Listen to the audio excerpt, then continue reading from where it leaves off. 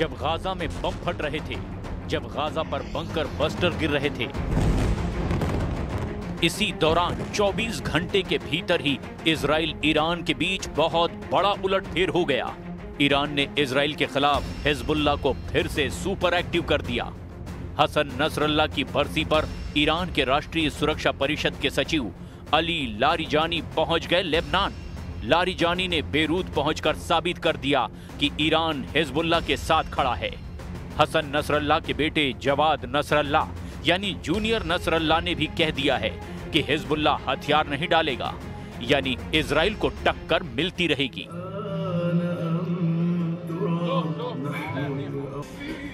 ये है लेबनान की राजधानी बेरूत। बेरूत में दक्षिण का ये इलाका हिजबुल्लाह का गढ़ कहा जाता है। हजारों लोग जुटे हैं। मौका हसन नसरल्लाह की बरसी का है। ये लोग उसी जगह इकट्ठा हुए हैं जहां नसरल्लाह की कब्र है, और यहां लगे पोस्टर बता रहे हैं कि हिजबुल्लाह सुपर एक्टिव हो चुका है और उसको फिर से सक्रिय करने वाली ताकत ईरान है। नसरल्लाह की बरसी पर हिजबुल्लाह के मौजूदा चीफ नईम कासिम का वीडियो संदेश दिखाया गया। ने साफ साफ कह दिया कि हिजबुल्लाह जंग के लिए तैयार है।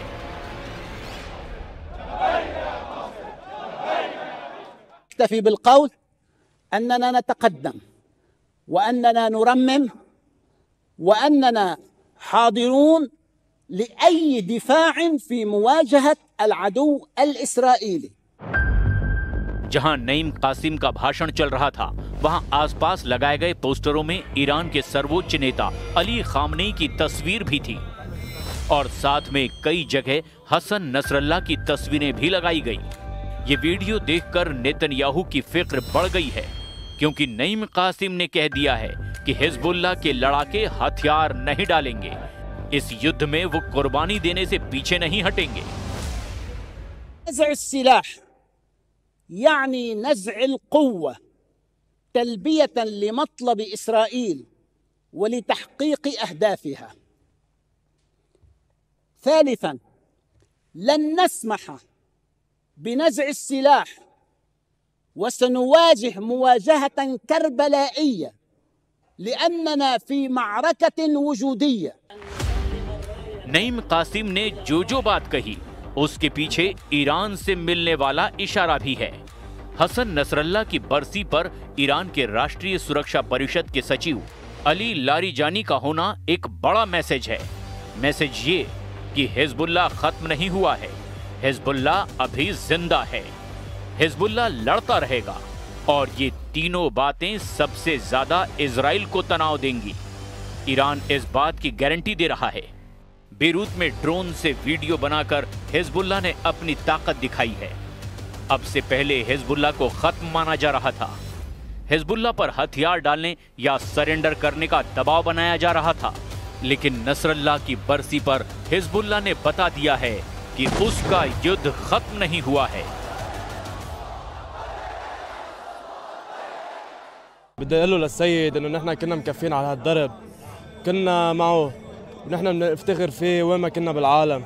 نحن هلا جينا لهون نثبت وجودنا ونثبت وجود كل الدنيا انه نحن مع المقاومه لاخر نفس. كأثمر نصرا وعزا وفخرا، نحن هون لنجدد هيدا العهد ونقول انه نحن مع المقاومه مع المقاومه مع المقاومه الى ان ينقطع النفس। हिजबुल्लाह को लेकर सबसे चौंकाने वाली खबर तो कुछ और ही है, और एक तरह से इजराइल के खिलाफ एक नया चक्रव्यूह बनते हुए नजर आ रहा है। हिजबुल्लाह चीफ नईम कासिम ने कहा कि वो सऊदी अरब से बेहतर संबंध चाहते हैं। नईम कासिम यानी हिजबुल्लाह के सऊदी अरब से संबंध सामान्य होते हैं, तो इसे इजराइल के खिलाफ एक बड़ा चक्रव्यूह बनते हुए देखा जा सकता है। ईरान में राष्ट्रीय सुरक्षा परिषद के सचिव अली लारिजानी ने भी कह दिया है कि सऊदी अरब एक मित्र देश है और वो हिजबुल्लाह की सऊदी अरब से बातचीत की पेशकश का स्वागत करते हैं। अब सवाल ये है कि क्या इजराइल के खिलाफ ईरान, हिजबुल्लाह और सऊदी अरब एक प्लेटफॉर्म पर आ सकते हैं? 19 सितंबर को नईम कासिम ने सऊदी अरब के क्राउन प्रिंस मोहम्मद बिन सलमान को बड़ा मैसेज दिया था। नईम कासिम ने कहा था कि वो सऊदी अरब के साथ एक नया रिश्ता कायम करना चाहते हैं, बातचीत चाहते हैं, ताकि दोनों पक्षों के बीच में जो दिक्कतें हैं उन्हें दूर किया जा सके। सऊदी अरब के लिए हिजबुल्लाह का मैसेज अरब मीडिया में छाया रहा, क्योंकि हिजबुल्लाह चाहता है कि इजराइल के खिलाफ अब सऊदी अरब उसके साथ आ जाए। कतर से लेकर तुर्की और बाकी अरब देशों से लेकर इजराइल तक हर जगह ये खबर छाई रही है। गाजा में इजराइल की बमबारी, 66,000 लोगों की मौत और 700 दिनों से ज्यादा चली आ रही इस जंग को लेकर पश्चिम एशिया में बहुत कुछ बदल चुका है।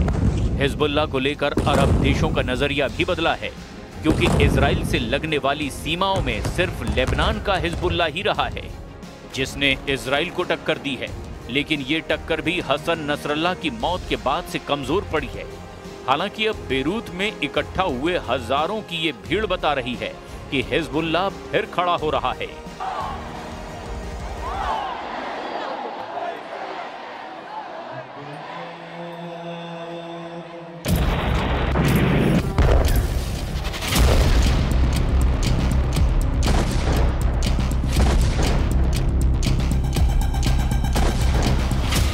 ठीक एक साल पहले 27 सितंबर 2024 लेबनान की राजधानी बेरूत पर इजराइल का हमला हुआ। इतने धमाके हुए कि हिजबुल्लाह की लीडरशिप को 100 मीटर गहरे बंकर में पूरी तरह खत्म कर डाला।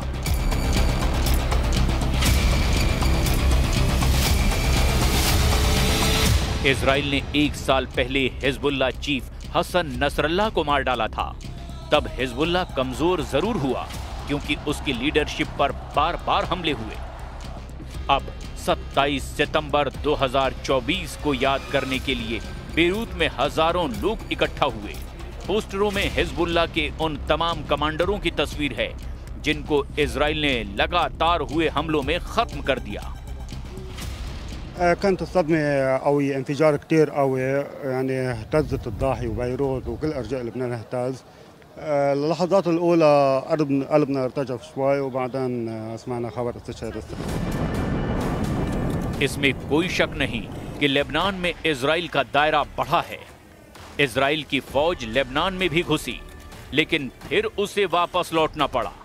अब 24 घंटे के अंदर बेन्यामिन नेतन्याहू को मिला है बड़ा चैलेंज। ठीक उसी तारीख पर जब नसरल्लाह को मारा गया, उसके ठीक एक साल बाद यानी 27 सितंबर 2025 जूनियर नसरल्लाह यानी हसन नसरल्लाह के बेटे जवाद नसरल्लाह ने दी है बड़ी वार्निंग। जवाद नसरल्लाह का दावा है कि हिजबुल्लाह से हथियार छीनने के बारे में सपने में भी ना सोचना। ईरान के सर्वोच्च नेता अली खामनेई भी कह चुके हैं कि हिजबुल्लाह की ताकत कोई नहीं मिटा सकता और उससे कोई हथियार भी नहीं छीन पाएगा।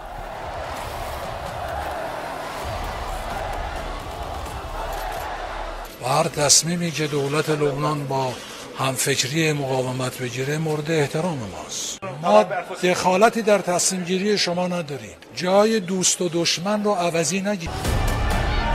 बेरूत में मनाई गई बरसी में जूनियर नसरल्लाह यानी जवाद नसरल्लाह को भी देखा गया। अब जवाद नसरल्लाह को बहुत उम्मीदों के साथ देख रहा है हिजबुल्लाह का कैडर। लेबनान में हिजबुल्लाह का शक्ति प्रदर्शन बता रहा है कि इजराइल को चौकन्ना रहना पड़ेगा। क्या जूनियर नसरल्लाह ने हसन नसरल्लाह के मिशन को पूरा करने की अब ठान ली है?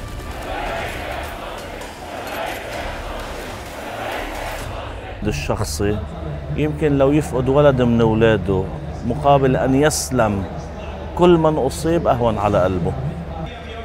غضبان، زعلان، عتبان।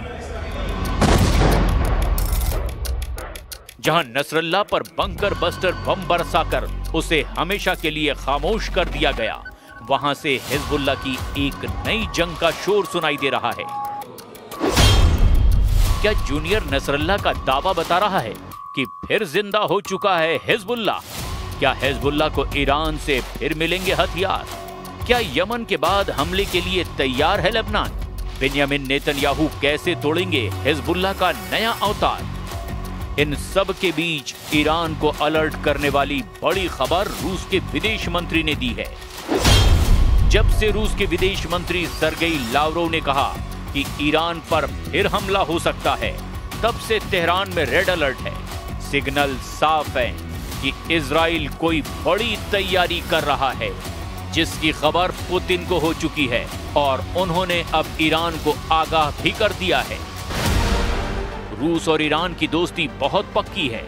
यूक्रेन के युद्ध में ईरान ने रूस को बड़ी मदद की है। हजारों शाहिद ड्रोन रूस को सप्लाई किए गए और इन्हीं ड्रोन की टेक्नोलॉजी से रूस ने अपनी ड्रोन फैक्ट्री तैयार की। ईरान की ड्रोन वाली सपोर्ट ने ज़ेलेंस्की की फौज का जीना मुश्किल कर दिया। इस बात का ख्याल पुतिन को भी है, इसीलिए उनके आदेश पर रूस के विदेश मंत्री ने संयुक्त राष्ट्र में ईरान से हो रही नाइंसाफी का मुद्दा भी उठाया।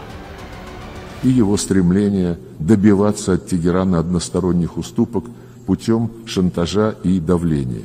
Считаем такую политику неприемлемой, а все манипуляции для восстановления антииранских санкций ООН, как и сами эти санкции, незаконными. एक बात तो बिल्कुल साफ है कि ईरान और रूस साथ साथ है और अब ईरान हिजबुल्लाह को फिर से खड़ा करके बाकी अरब देशों का गुट बनाने की भी कोशिश कर रहा है। कतर पर हुए इजरायली अटैक ने पहले ही अरब वर्ल्ड को इजराइल के खिलाफ कर दिया है, लेकिन दूसरा सच ये भी है कि लेबनान में हिजबुल्लाह और यमन में हूथी के अलावा इजराइल से लड़ने की ताकत अब तक किसी अरब देश ने नहीं जुटाई है।